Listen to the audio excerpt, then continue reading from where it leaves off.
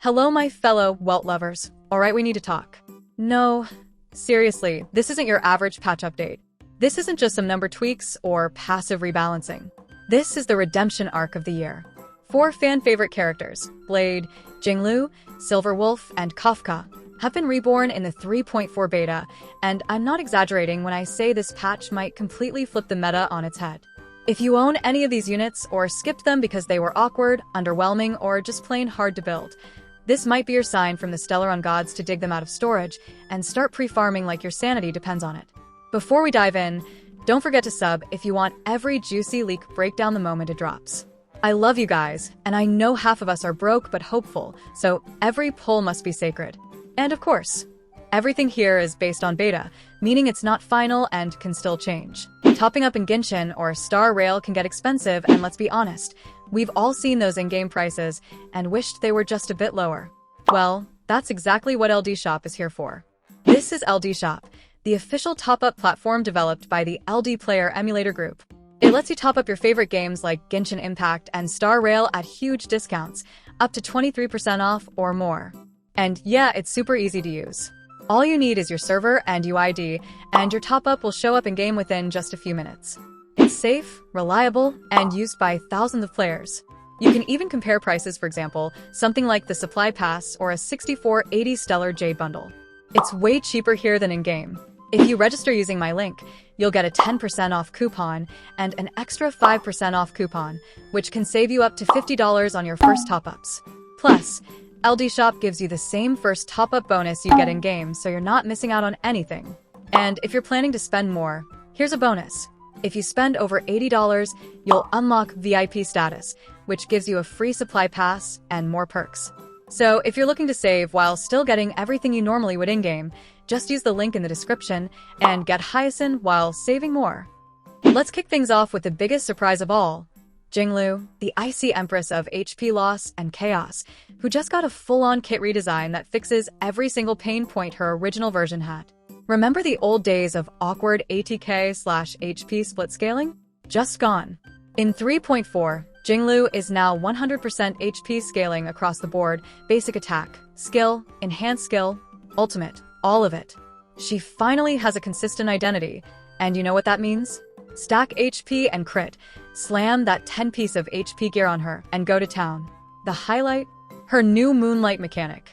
Every time she drains HP from allies during her spectral transmigration, she gains a Moonlight stack, and each one gives her 44% crit DMG. That stacks up to 5 times. That's 220% crit DMG, just from doing what she already does. You're not building around her new mechanic, you're just being Jingliu, and the damage erupts. And don't worry, her cycle is smoother now too. She starts transmigration with an extra Sizzy stack automatically, and her skill now regenerates 15 energy instead of messing with action order, so her rotation actually feels good now. Oh, and her Eidolons? E1 now gives 36% crit DMG and bonus ice DMG based on HP. E6 changes its bonus from crit DMG to 20% ice residential PN, which is way better for nuking bosses. She even synergizes better with upcoming supports like Hyacinth or Tribi, making her not just usable, but potentially top tier in her niche. Full HP scaling Jingliu is real, and she's finally doing what we always wanted. Big, fat, satisfying bursts with a clear build and smooth playstyle. But if you think she's the only one eating good in 3.4, please. Let's talk about Blade, the emo vampire of destruction, and the original HP scaling problem child. Blade's rework might not be as dramatic as Jingliu's, but it's tight, efficient, and exactly what he needed. Like Jingliu, he's now a pure HP scaling unit.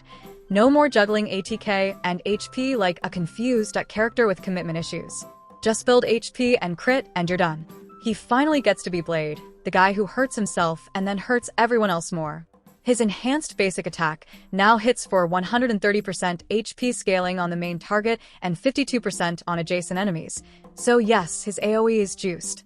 His ultimate got a massive buff too, 150% HP scaling plus 100% of HP lost as bonus damage and better splash damage. He's not just nuking, he's bleeding damage into everything around him. Plus, his skill now makes him draw more aggro, Clara style, which means he fits into solo sustain comps beautifully. His follow-up attack is now 130% HP scaling, and his Trace 3 gives 15 energy every time it procs, smoothing out his ULT rotation in a way that actually feels good. And the cherry on top?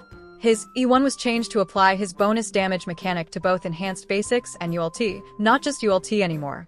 He's cleaner, tankier, easier to build, and now has real synergy with the new Hyacinth Light Cone, which is literal perfection for Blade's new kit. He's no longer clunky, no longer overly stat-hungry, and if you've ever lost a 50-50 to him, you might actually thank the gacha now. Okay, take a breath, drink some water, and let's shift gears to the support side of the galaxy, because Silverwolf just got the biggest glow-up of her career. This patch, she goes from niche mono-quantum enabler to a universal debuff queen with god-tier utility. Let's start with the banger. Her weakness implant is now 120% base chance and lasts 3 turns by default. That used to be locked behind her trace tree. It's now standard. And get this, she now prioritizes implanting based on your first team member's element. You heard that right. You get real control over implanting in mono or duo comps now. No more RNG nightmares. And if your implanted enemy dies, the weakness transfers. She is now the debuff relay baton of the team. And her all-type Def Shred? It got bumped to 13% by default. But wait, her ultimate is now AoE. I'm not kidding. She went from single target defense down to full team def obliteration, and the implant chances on that are now consistent at 120%. That's not all. Her bug implant chances? All at 100%. She gets passive energy regen every turn, and a new trace that gives her up to 50% bonus ATK based on her effect hit rate. So now stacking EHR doesn't feel like a waste, it's actual value. Her E2 even makes enemies take 20% more damage and guarantees a bug when they're hit.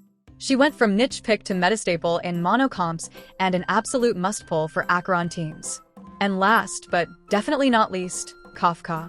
The electrifying waifu of Chaos has finally been given the tools to play with the big boys. The rework turns her from interesting but gimmicky into a damage-detonating demon.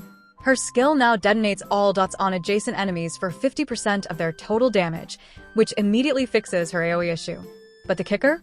Her ultimate detonates all dots, not just shock anymore. So now she fits into every dot comp, not just her own ecosystem. Her talent also got reworked. Her follow-up is now charge-based and triggers whenever any ally attacks the enemy, not just basics. She gets 1 charge per turn, max 2, and each one adds shock and bonus damage. This means she works seamlessly in fold teams with Black Swan, Sampo, Luca, even Ginelifin. Her new trace gives 75 bonus damage to any ally with over 75% effect hit rate, and another trace makes her ULT regen a follow-up charge and instantly trigger 80% damage from all activates. And yes, her Eidolons got upgrades too. E1 now procs on any attack, not just follow-ups, and E2 gives her a 25% ADK buff per follow-up, stacking up to 2 times. Kafka now has reliable synergy, big burst potential, and finally, a kit that supports the full dream team of Dot Destruction. So, where does this leave us?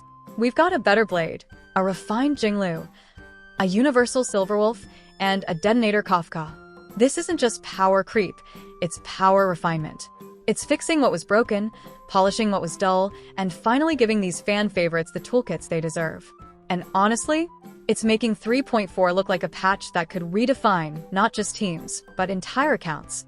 Tell me down in the comments, who are you building first?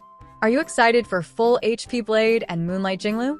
Or are you about to craft the most toxic Kafka Silverwolf Black Swan comp of all time? I need to know, because I'm spiraling trying to pick between them. Stay tuned for more updates as 3.4 continues to evolve. And remember, we may be broke, but we're theory crafting rich.